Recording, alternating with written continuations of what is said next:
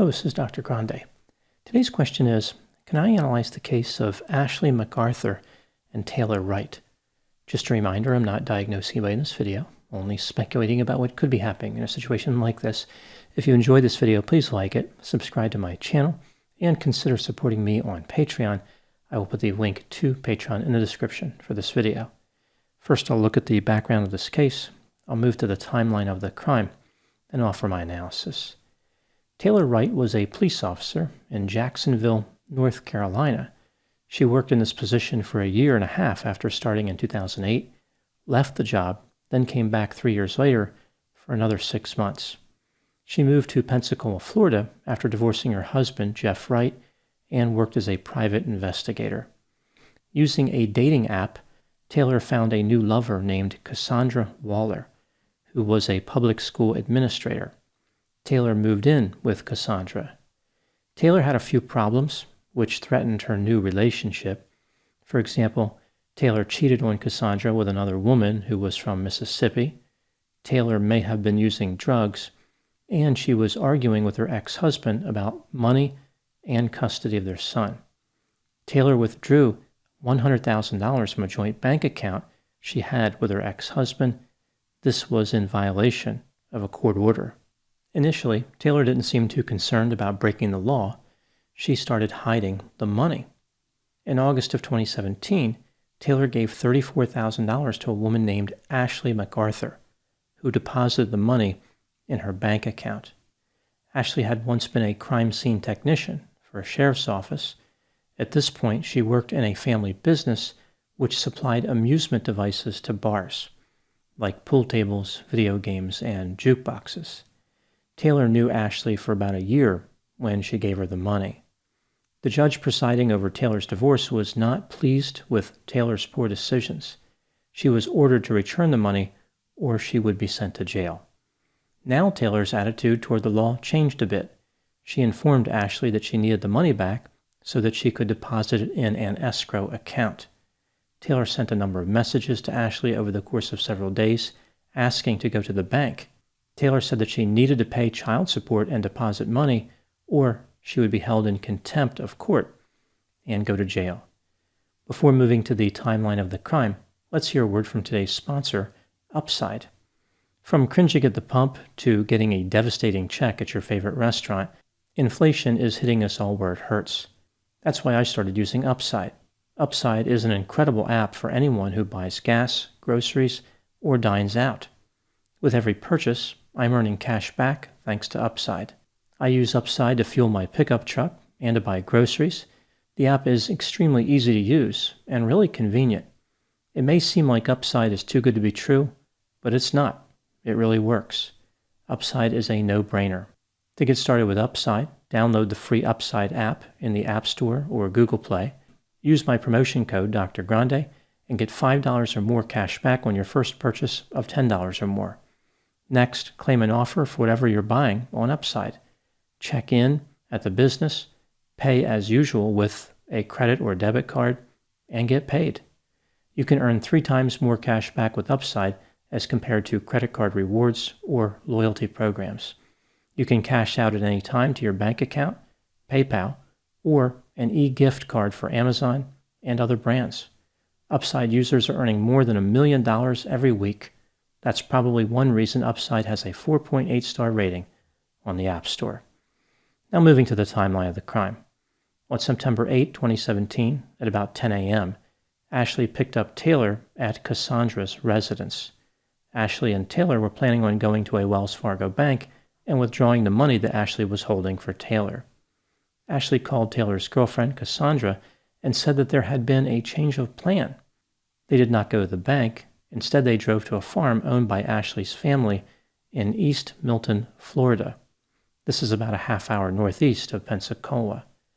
Ashley said that she and Taylor wanted to ride horses because Taylor was really stressed out and emotional about the whole divorce situation. At 7:58 p.m., Cassandra received a text message from Taylor's phone, which read, "I'll call you later. I'm not angry with you and I should have called, but I just needed to think. I'm trying to get my life organized and on track." Cassandra wrote several text messages back to Taylor, but Taylor never answered. Eventually, the police started investigating Taylor's disappearance. Ashley McArthur was the last person to see Taylor, so naturally they wanted to speak with her.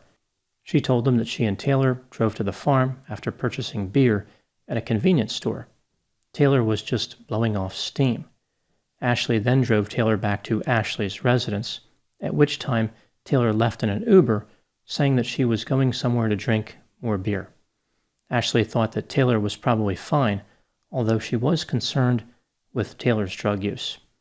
She thought that Taylor was not an easy target for a criminal offender because Taylor always carried weapons like knives or guns. She referred to Taylor as a strange girl. There was no activity on Taylor's Uber account, so the police suspected that Ashley was lying to them. They thought that she was involved in Taylor's disappearance.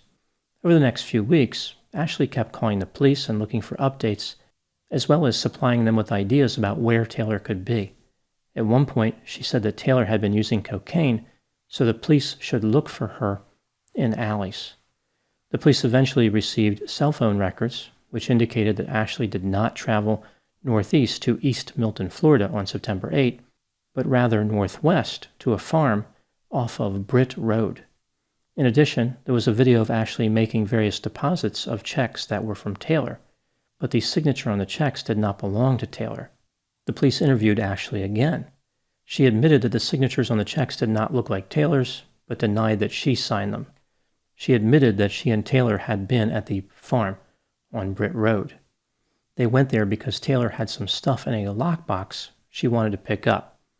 Ashley didn't tell the police because Taylor wanted to keep that a secret. After denying any knowledge of where Taylor was, Ashley asked for an attorney and left the police station. Not long after this, the remains of 33-year-old Taylor were found buried along the fence line of the farm on Britt Road. Her body was covered in concrete and potting soil. There was a bullet hole in the back of her head. Ashley was arrested and charged with second-degree murder, but later she would be indicted for first-degree premeditated murder. She was released on bail in February of 2018. In March of 2018, she was arrested and charged with racketeering, fraud, and arson. Investigators said that Ashley committed these crimes while managing her family business. Again, this is the amusement machine business. She allegedly embezzled thousands of dollars from two local businesses from 2015 to 2017. The police said that she set a fire to destroy the evidence. In January of 2019, Ashley was found guilty of racketeering and fraud, but not guilty of arson. She was sentenced to 7 years in prison. I bet she was thrilled to have beaten that arson charge, but of course, there was still the murder part. In August of 2019, she went on trial for the murder of Taylor Wright. 42-year-old Ashley McArthur was convicted of first-degree murder and sentenced to life in prison with the possibility of parole after 25 years. Now moving to my analysis. Was Ashley McArthur actually guilty of murder? Let's take a look at the factors both for and against the idea that she was guilty, starting with the inculpatory evidence. Ashley was convicted of racketeering and fraud and accused of arson, so we see a pattern of criminality. Taylor trusted Ashley with a large amount of money. Ashley spent the money. Much of it was spent on a man with whom she was having an affair. He owned a bar. She came in contact with him through the family business. The man testified that Ashley told him that no one would ever find Taylor's body. The night before Taylor disappeared, Ashley told her friends that she was going to kill Taylor with cocaine. Ashley had just purchased the cocaine, and she planned on putting it in Taylor's beer. Ashley also said that the world would be a better place without Taylor because she was not a good person. Ashley was the last person to see Taylor alive. Ashley lied to investigators about where she and Taylor were on September 8. Ashley failed to mention to the police that she had gone to a different farm, one that was owned by her aunt. The name of the road that the farm was on, Britt, was a family name. Ashley's middle name was actually Britt. Surveillance video from Home Depot showed Ashley purchasing concrete and potting soil on September 9, the day after Taylor went missing. It appears as though Ashley forged checks in order to steal Taylor's money.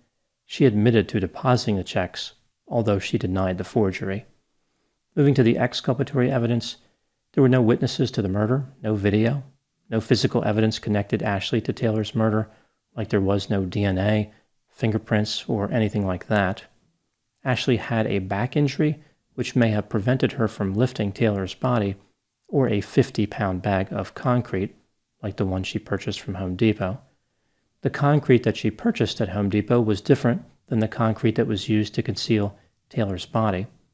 Ashley's family was doing construction work in a bathroom, which could explain the need for concrete. When weighing all the evidence, do I think that Ashley was guilty of murder? Yes, I think she was guilty in reality and guilty beyond a reasonable doubt. What do I think happened in this case?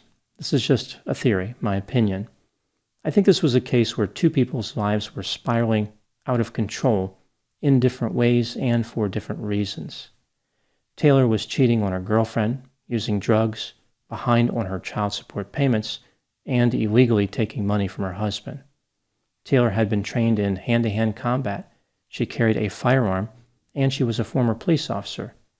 Perhaps she considered herself to be invincible and able to beat the system. After being threatened with jail, she changed her mind. Taylor was not separated from the idea of consequences. She was trying to correct her mistakes. She wanted to get her life back on track. Even still, her life was in turmoil. Ashley was one of Taylor's friends. Her life was also in turmoil. She was embezzling money from two local businesses, having an affair, and using cocaine. When Taylor trusted Ashley with thousands of dollars, Ashley could not resist the urge to steal the money. So in this situation, we see that Taylor had illegally obtained the money and was trying to conceal it. She ended up hiding it with Ashley, who, unbeknownst to Taylor, was currently stealing the money from her. Ashley was very determined to avoid taking responsibility. Unlike Taylor, Ashley was not willing to accept the idea that there could be consequences. Ashley was also driven towards sensation-seeking. She wanted to supply her boyfriend with money for his personal use and for his business. There is the sense that life was exciting for Ashley. When Taylor threatened to end the party, so to speak, Ashley decided to take action. On September 8, 2017, Ashley probably made up a story about the money being stored at the farm on Britt Road in order to convince Taylor to travel there with her. Maybe Ashley made up a story about wanting to buy the farm, which in a manner of speaking was not completely inaccurate, except that Ashley wanted Taylor to buy the farm. At some point when they were on the property, Taylor turned her back. Ashley shot her in the back of the head. She probably shot her right near where she was buried, which explains how she was able to move the body into the shallow grave. Ashley had once worked as a crime scene investigator, but did not seem to understand that her phone could be tracked by the police. She also didn't seem to realize that repeatedly asking the police for updates and changing her story looked suspicious. It was painfully obvious that Ashley was guilty. The fact that police departments hire people like Ashley McArthur is one more reason that police investigations should be viewed with skepticism. If Ashley did commit the arson for which she was acquitted, this could represent the beginning of a pattern. Ashley took drastic steps in order to conceal her theft activity. In her mind, it was worth risking serious consequences to avoid minor consequences. There was probably never even a sense that she could be arrested and convicted. She probably took comfort in her own willingness to do anything to avoid responsibility and her expert training in crime scene investigation. Ashley's faith in her own abilities was badly misplaced. Now moving to my final thoughts. This case is a great example of how one person's low level of narcissism can block them from understanding another's higher level of narcissism. Taylor was so preoccupied with her own sense of entitlement that she did not see the extreme sense of entitlement in Ashley. Just like there is always a bigger fish in the ocean, there's always a bigger narcissist in the world of crime. Those are my thoughts on the case of Ashley McArthur and Taylor Wright. Please put any opinions and thoughts in the comment section. They always generate an interesting dialogue. As always, I hope you found my analysis of this topic to be informative. Thanks for watching.